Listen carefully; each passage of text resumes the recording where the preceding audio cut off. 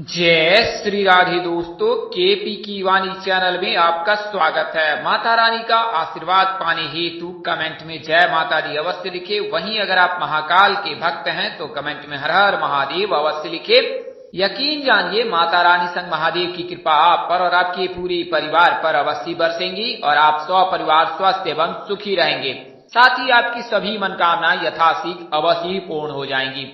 दोस्तों, आज के वीडियो में आपको शुक्र के राशि परिवर्तन से जिन एक राशि के 4 नामों के, उसके अलावा गुरु के मार्गी होने से एक राशि के 4 नामों की यानी कुल मिलाकर 8 नामों की सगाई और शादी के योग बन रहे हैं नवंबर महीने में, उसकी जानकारी देने जा रहा हूं। इसमें आपको विस्तार से जानकारी दूंगा कि उनकी शादी किस दशा में हो सकती है, किस नाम से हो सकती है, किस राशि से करनी चाहिए, जीवन साथी का उनका रंग रूप स्वरूप स्वभाव कैसा होगा, उनका करियर कैसा होगा। इसके अलावा उस राशि के बारे में भी जानकारी दूंगा कि उनका व्यवहार कैसा रहता है। तो यह सभी जानकारी आपको विस्तार पूर्वक दी जाएगी। उससे पहले मैं आपको केपी की वाणी की सेवाओं के बारे में बता देता हूं। तो यह एकमात्र ऐसा चैनल है जिस पर केवल और केवल विवाह संबंध की जानकारी दी जाती है और यह जानकारी पूर्ण रूपेण सत्य पर आधारित रहती है, क्योंकि यह जानकारी आपको ग्रह राशि परिवर्तन के आधार पर दी जाती है और जिन लोगों को कुंडली बनाकर दी जाती है वह कुंडली जो है चंद्र कुंडली और लग्न कुंडली के आधार पर बनाकर दी जाती है। तो पूरी तरह से कह सकते हैं कि जानकारी सत्य और सटीक रहती है, इसमें किसी तरह का कोई फेरबदल नहीं किया जाता है।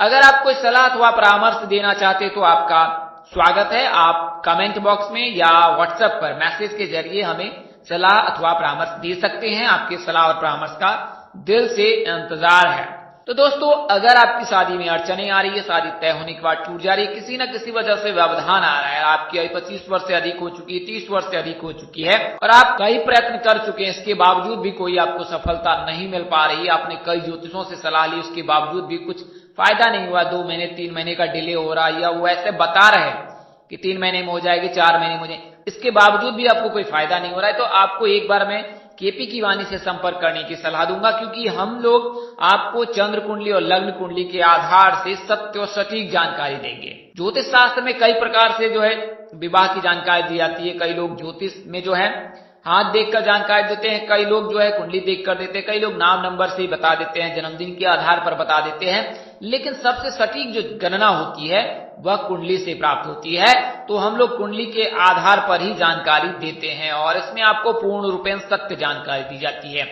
तो अगर आपकी शादी में अड़चने आ रही है, तहने के बाद टूट जा रही है, किसी न किसी वजह से व्यवधान आ रहा है, आप लाख प्रयत्न कर चुके हैं, इसके बावजूद भी कोई शुभ समाचार नहीं मिल पा रहा है, आप निराश हो चुके हैं, हताश हो चुके हैं, कई ऐसे जातक हैं जो बेहद डिसअपॉइंट हो चुके हैं, उनके मैसेज में पढ़ता हूं तो बेहद डिसअपॉइंट रहते हैं अपने इस ऑब्स्टेकल्स को लेकर, यानी इस परेशानी को लेकर। तो अगर आप भी इस परेशानी से संघर्ष कर रहे हैं, जूझ रहे हैं, तो आप एक बार केपी की वाणी से संपर्क करें। हम लोग कुंडली बनाकर आपको पूर्ण जानकारी देंगे कि आपकी शादी कब होगी, कहाँ होगी, कैसे होगी, किससे होगी, किस दिशा में होगी, कितने दूरी पर होगी, किस नाम से होगी, किस राशि से करनी चाहिए, जीवन साथी का रंग रूप स्वरूप स्वभाव और उनका करियर कैसा होगा, आपका करियर कैसा होगा।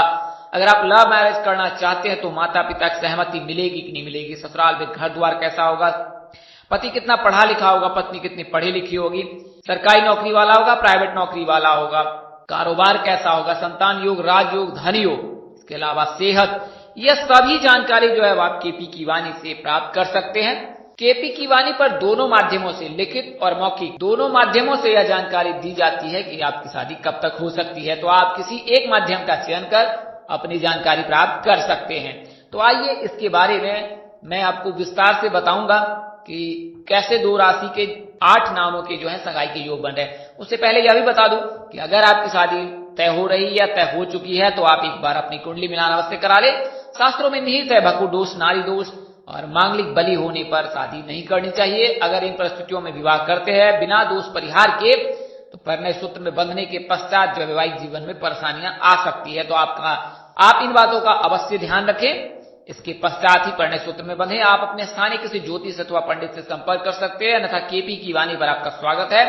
हम लोग कुंडली मिलान कर आपको पूर्ण जानकारी विस्तार पूर्वक देंगे, कब होगी और किस प्रकार के अगर कोई दोष लग रहे तो उसका निवारण क्या है, निवारण कहां से कराना चाहिए और किन परिस्थितियों में दोष लगने पर विवाह नहीं करनी चाहिए। तो यह विस्तार से जानकारी आप प्राप्त कर सकते हैं केपी की वाणी के माध्यम से। वहीं अगर आप अपने पुत्र अथवा पुत्री की जन्म कुंडली बनवाना चाहते हैं, नामकरण कराना चाहते हैं, इसके अलावा विवाह मुहूर्त, सगाई मुहूर्त, उपनयन तिथि आदि तिथियों की जानकारी पाना चाहते हैं तो संपर्क कर सकते हैं। वहीं अगर दोष निवारण कराना चाहते हैं तो भी आप संपर्क कर सकते हैं।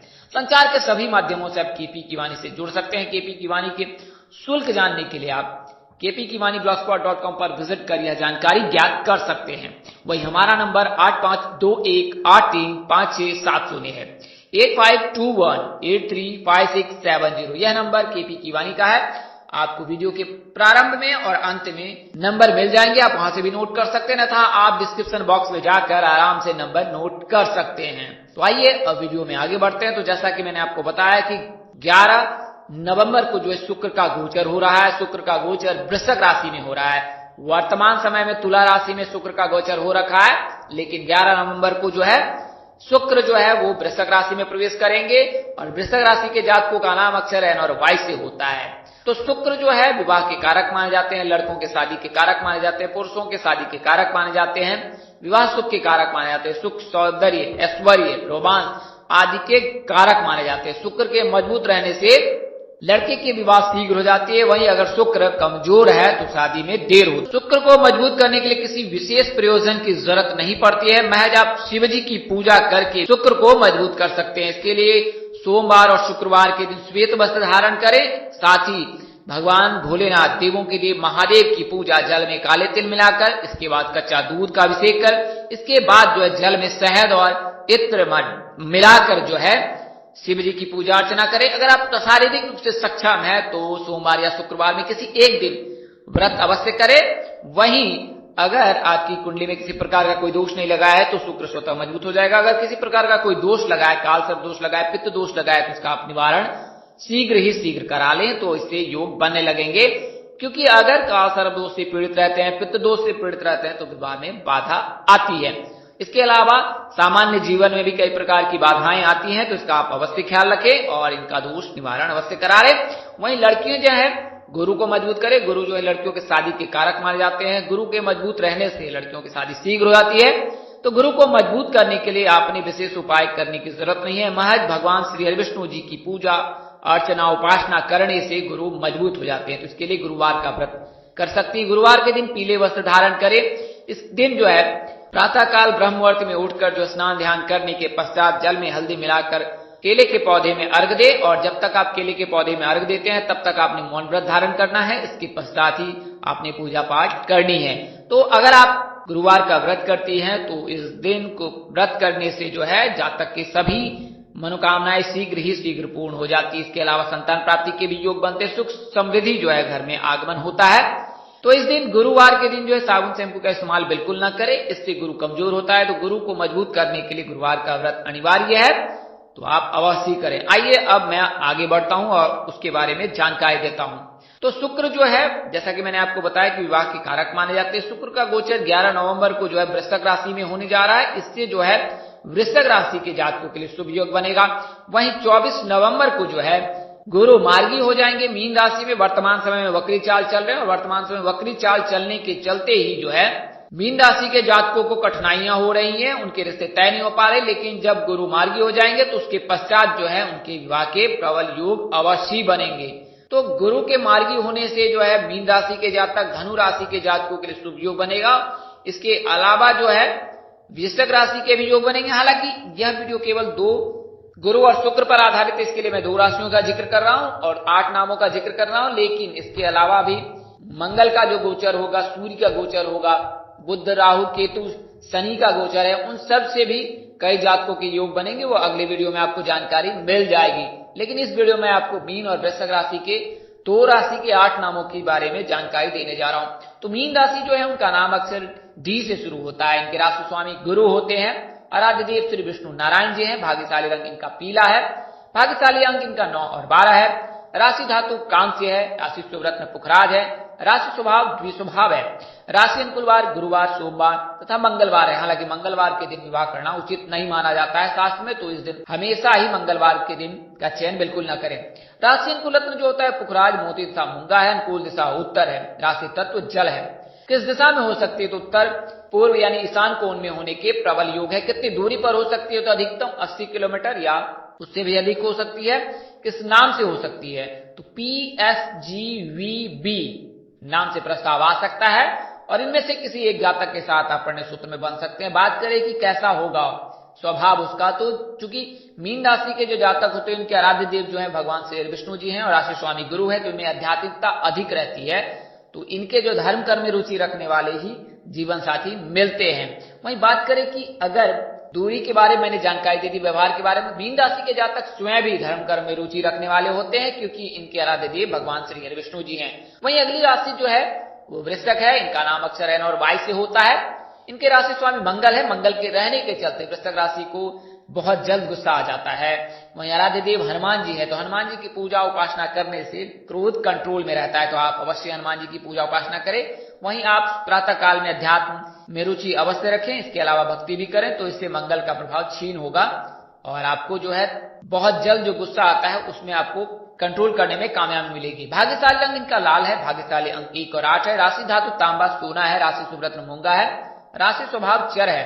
राशि अनुकूल वार गुरुवार था, रविवार है, मंगलवार भी है। मंगलवार का दिन अवॉइड ही करें, इस दिन मान होता है। मंगलवार के दिन विवाह संबंध की कोई भी तिथि तय ना करें। राशि अनुकूल रत्न मूंगा, मानिक तथा पुखराज है। अनुकूल दिशा के लिए पूर्व एवं उत्तर है। राशि तत्व जल है जबकि राशि प्रकृति कफ है।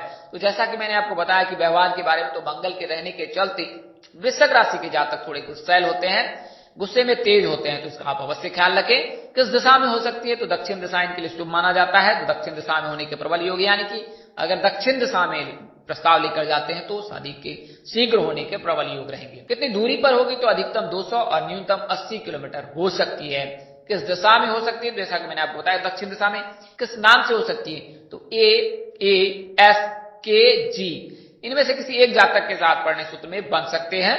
विवाह प्रस्ताव इन नामों से आ सकता है। किससे करना सही रहेगा? तो मिथुन राशि के जातकों से विवाह करना उत्तम रहेगा। बात करें नाम की, तो नाम की भी जानकारी मैं आपको दे देता हूं। तो अगर आप मीन राशि के जातक हैं तो जो नाम है वो SGV है, तो यानी कि अगर आप डी नाम के लड़के हैं तो संगीता, गीता, वीणा, शिखा, स्नेहा, गरिमा, वंदना आदि नाम से हो सकती है। अगर आप डी नाम की लड़कियां हैं तो संकल्प, सोनू, सुधीर, संजीव, गौरव, विवेक, गणेश आदि नाम से हो सकती है। वहीं बात करें एन नाम की, तो एन नाम के जातक जो होते हैं वृश्चिक राशि के होते हैं। तो अगर आप एन नाम के लड़के हैं तो सीता, संगीता, टीना, ईसा आदि नाम से हो सकती है। वहीं अगर आप एन नाम की लड़कियां हैं तो सोनू, शेखर, तिलक, टिंकू आदि नाम से होने की संभावना प्रबल है। बात करें लव मैरिज की, तो अगर आपका जन्मदिन 2, 3, 4, 6, 8, 11, 12, 13, 15, 17, 20, 21, 22, 24, 26, 29, 30 और 31 तारीख के दिन जन्म हुआ है तो लव मैरिज के योग बनते हैं। वहीं 1, 5, 7, 9, 10, 14, 16, 18, 23, 25, 27 के दिन हुआ है तो अरेंज्ड के योग प्रबल है। तो ज्योतिष गणना के आधार पर आपको यह जानकारी दी गई थी, इसमें बदलाव संभव है। इस तरह की अन्य जानकारी के लिए आपकी पीकी वाणी की डैशबोर्ड पर जाएं, प्लेलिस्ट पर जाएं और वहां आराम से आप अपनी पसंद के अपनी राशि अनुसार से वीडियो देख सकते हैं। इस वीडियो को जानने ज्योतिष गणना के आधार पर आपको यह जानकारी दी गई। हमारा उद्देश्य महज आपको सूचना पहुंचाना। आप इसे मानने, अपनाने अथवा उपयोग करने से पहले अपने नजदीक के किसी प्रकार पंडित ज्योतिष से अवश्य संपर्क करें। उसके पश्चात ही केपी की वाणी की व्यक्ति विशेष के लिए निर्भर नहीं करता है। व्यक्ति विशेष के लिए आप अपनी कुंडली अवश्य दिखाएं। व्यक्ति विशेष की कुंडली दिखाने पर इसमें मामूली बदलाव हो सकता है। इस तरह की अन्य जानकारी देखने के लिए आप केपी की वाणी के डैशबोर्ड पर जाएं, प्लेलिस्ट के अनुसार से अपनी वीडियो अवश्य देखें। तो दोस्तों, आपको यह जानकारी कैसी लगी? लाइक, कमेंट, शेयर कर हमें अवश्य बताएं। अगर आप मेरे चैनल पर पहली बार विजिट कर रहे हैं, चैनल के कार्यक्रम पसंद आए तो चैनल को सब्सक्राइब कर ले, साथ ही बेल आइकन को प्रेस करना ना भूलें। माता रानी के पास है आपके चेहरे पर हमेशा मुस्कान बनी रहे। आप सौ परिवार स्वस्थ, सुखी एवं संपन्न रहे। इन्हीं शुभकामनाओं के साथ आपसे विदा लेता हूं कि जल्द एक नई जानकारी लेकर आपके समक्ष हाजिर होऊंगा। तब तक के लिए मुझे अपने अनुज को इजाजत दे। आप जहां रहे मस्त रहे, स्वस्थ रहे, व्यस्त रहे। माता रानी की असीम कृपा पर बरसती रहे। परमपिता परमेश्वर आपको सद्बुद्धि, सत्मार्ग और आगे बढ़ने की शक्ति दे। नमस्कार, जय श्री राम दोस्तों, जय श्री कृष्णा, जय माता दी, जय वाहिगुरु।